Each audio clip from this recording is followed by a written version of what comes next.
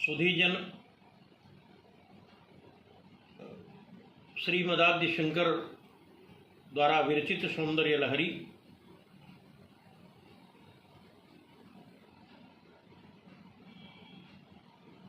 ललिता ललामभूता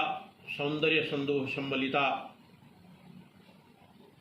यशः श्री विभूतियुता कपोल कोमल कांता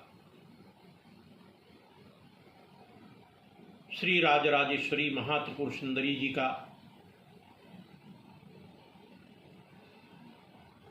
ध्यान करने वाला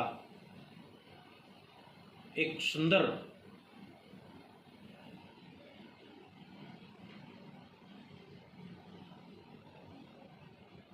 ग्रंथ है।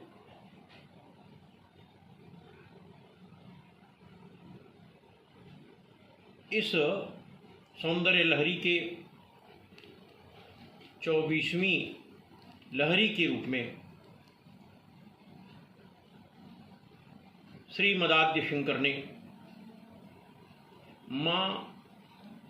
भगवती राजराजेश्वरी की शक्ति का मूर्तिमंत वर्णन किया है। उस श्लोक को मैं आपके समक्ष प्रस्तुत करने जा रहा हूँ। जगत्सूते धाता हरिरवती रुद्रः क्षपयति तिरस्कुर्वन्नेतान् स्वमपि वपुरीशस्तिरयति सदा पूर्वं सर्वं तदिदमनुगृह्णाति च शिवः तवाज्ञामालम्ब्य क्षणवलितयोर्भ्रूलतिकयोः। सुधीजन, इस श्लोक का जो भाव है वह यह है कि हे देवी भगवती पराम्बा हिमगिर सुते, यह जो ब्रह्मा जी जगत की सृष्टि करते हैं, जगत को उत्पन्न करते हैं, विष्णु जी जो जगत का रक्षण करते हैं,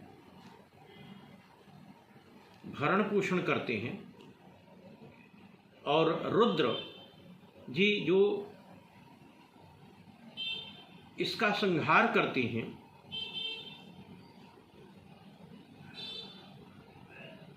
इन सभी का तिरस्कार करते हुए ईशः अर्थात शिवः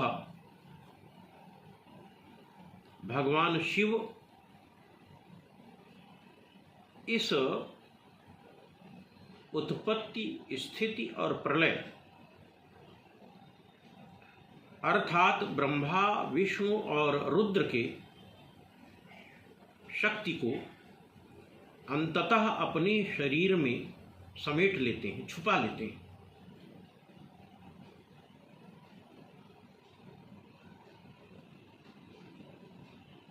और माँ भगवती आपकी ही भ्रिकुटिलता की भंगिमा का किंचित संस्पर्श पाकर उसी आज्ञा को ग्रहण करके पुनः शिव अर्थात सदाशिव पहले की भांति फिर ब्रह्मा, विष्णु, रुद्र पर अनुग्रह करते हैं।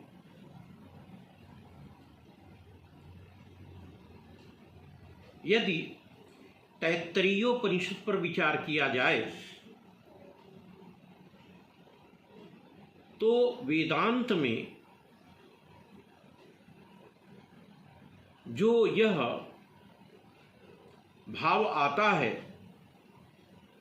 कि यतो वा इमानि भूतानि जायन्ते येन जातानि जीवन्ति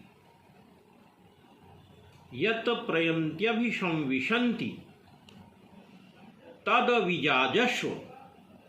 तद ब्रह्मेति, अर्थात वह ब्रह्म का जो ब्रह्मत्व है वह भी श्री राजराजेश्वरी महात्रिपुर सुंदरी के भ्रूभंग के कोर की आज्ञा से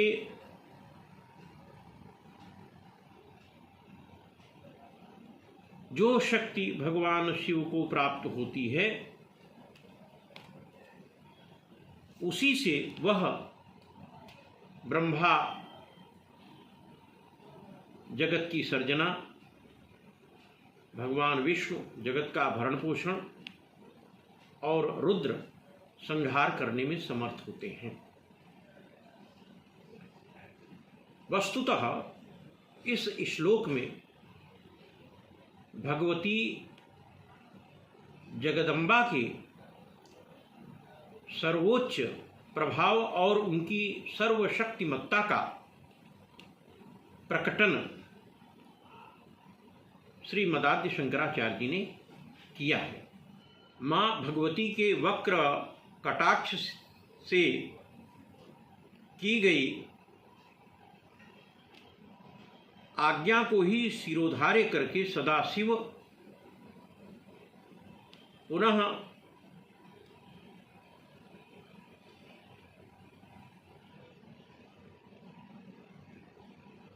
सर्जन, स्थिति और लय के उपरांत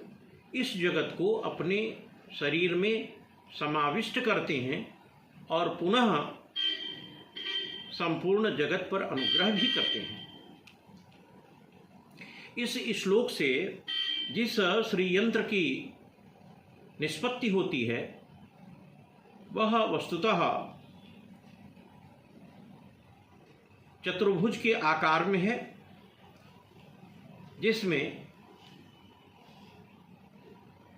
कुल 4 रेखाएं ऊर्ध्व से अधर की ओर सीधे काटती हैं और मध्य भाग में 20 प्रकोष्ठ तैयार होते हैं। प्रथम प्रकोष्ठ में नमः शिवाय अर्थात पहले प्रकोष्ठ में कोष्ठक में न, दूसरे में मह, तीसरे में शी, चतुर्थ कोष्ठक में वा और पंचम कोष्ठक में य लिखा जाता है। इसी प्रकार द्वितीय जो पंचकोष्ठक हैं उसमें मह, न, वा, शी, य यह लिखा जाता है। तृतीय भाग के पंचकोष्ठक में न, शी,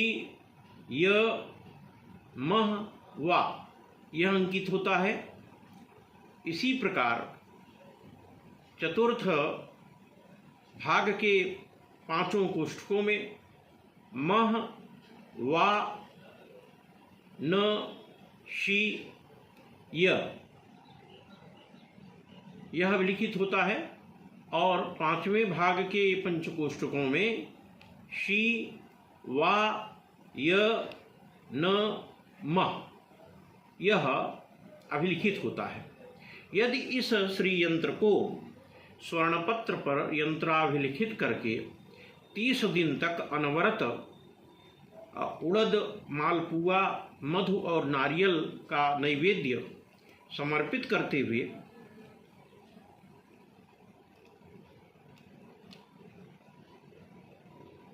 इसका